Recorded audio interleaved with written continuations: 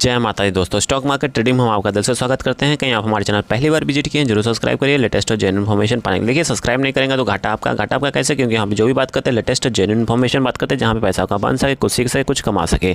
चलिए बात कर लेते हैं हाथवे केबल्स के बारे में।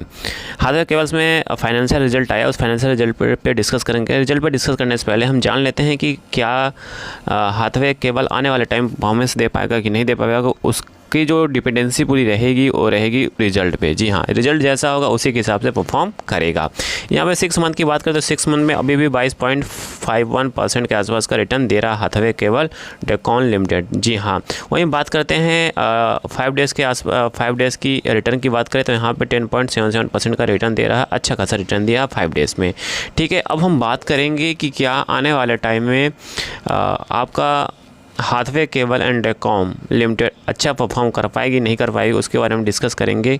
अगर कैसे डिस्कस करेंगे, क्योंकि यहाँ पे फाइनेंशियल रिजल्ट जब तक आप नहीं जानेंगे तब तक आप बता नहीं पाएंगे कि आने वाले टाइम में इसका क्या फ्यूचर होगा। जी हाँ, क्योंकि जो भी आप सिंपल समझिए, रिजल्ट आएगा तो उसमें मोमेंटम, रिजल्ट अच्छा रहेगा तो मोमेंटम अच्छा होगा, और रिजल्ट अच्छा नहीं होगा तो मोमेंटम अच्छा नहीं होगा। इसमें सेलिंग प्रेशर भी देखने को मिल सकता है। अगेन यहाँ बाय सेल कोई रिकमेंडेशन नहीं है, जस्ट एजुकेशन पर्पज से इन्फॉर्मेशन शेयर किया जा रहा है और बताया जा रहा है। चलिए बात कर लेते हैं हाथवे केबल के फाइनेंशियल रिजल्ट्स के बारे में। स्क्रीन पे आ चुका हाथवे केबल्स के रिजल्ट्स के बारे में। जी हाँ, रिजल्ट आप देखेंगे यहाँ पे। रिजल्ट हम क्वार्टरली देखेंगे, फिर ईयर टू ईयर देखेंगे। यहाँ पे पहले क्वार्टरली देख लेते हैं, क्वार्टरली क्या कह रहे हैं। यहाँ पे देखेंगे टोटल इनकम हो रहा है 546 के आसपास हो रहा है। फिर वही पिछले क्वार्टर की बात करें, पिछले क्वार्टर में जो था 532 करोड़ के आसपास था। जी हाँ, 532 करोड़ के आसपास था। इसमें देखेंगे अदर इनकम अधिक था। ऑपरेशन और रेवेन्यू की बात करें 513 था, बट पिछले क्वार्टर में 511 था। ठीक है, तो अदर इनकम को मिला के 546 होता है और पिछले क्वार्टर में होता है 532। और वहीं बात करते हैं 31 मार्च 2024 की बात करें तो उसमें होता 533 करोड़। मतलब पिछले क्वार्टर के कंपेयर में भी इस बार का क्वार्टर अच्छा रहा। ठीक है, इतना तो बात क्लियर होता है, तो मतलब क्वार्टरली वाइज रेवेन्यू ग्रोथ अच्छा रहा। ठीक है, फिर वहीं बात करते हैं ईयर टू ईयर की बात किया जाए। यहाँ पे ईयर टू ईयर की बात करने में आप थोड़ा सा अंडरस्टैंडिंग होनी चाहिए यहाँ पे। तो ईयर टू ईयर देखा जाए 2024 की बात किया जाए तो यहाँ पे 2118 के आसपास है। ठीक है, और वहीं बात किया जाए इस साल का 2025 की बात किया जाए तो 2146 के आसपास। मतलब यहाँ पे ग्रोथ बहुत ज़बरदस्त, बहुत अच्छा देखने को मिल रहा है।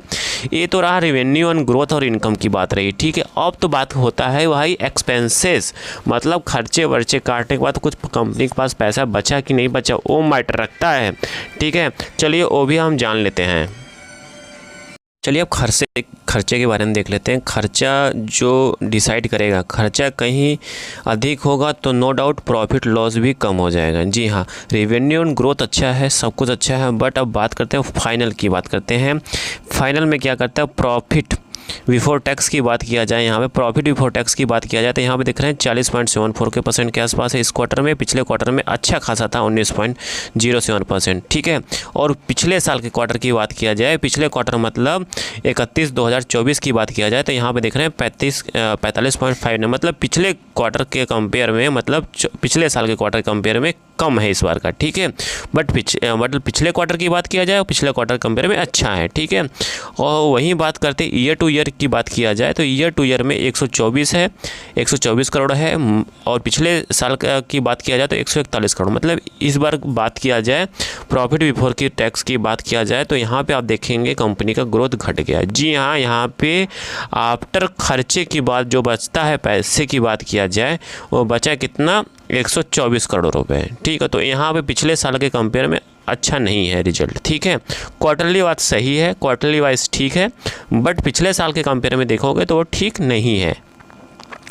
चलिए अब बात कर लेते हैं अगेन यहाँ पे प्रॉफिट लॉस की बात किया जाए तो यहाँ प्रॉफिट लॉस में आप देखेंगे, ये रहा प्रॉफिट लॉस वाला सेक्शन। ठीक है, तो इस सेक्शन में आप देखेंगे जो इंटरेस्ट रेट है, इंटरेस्ट रेट इस बार का अधिक था और पिछले साल में इंटरेस्ट रेट देखें 30.57 था।